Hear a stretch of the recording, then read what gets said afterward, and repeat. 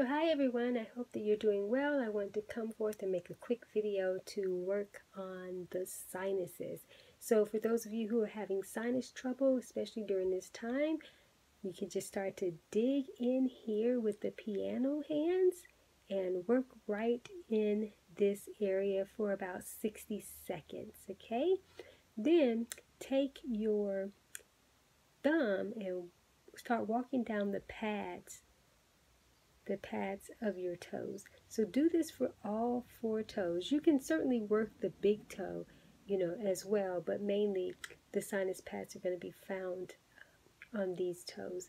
So yes, so start digging in with the piano hands, like I said, working for about maybe 60 seconds or so, and then just start thumb walking down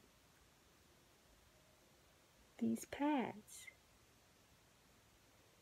So you want to do this also for about 60 seconds.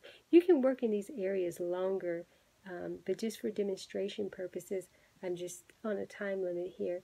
And so just make sure that you are working the toes. And right in here, you can start to do where the little hook is, little dip there. Just start working in there, and you'll feel your sinuses really start to move and to shift. But mainly, I'm going to suggest that you just continue to dig in.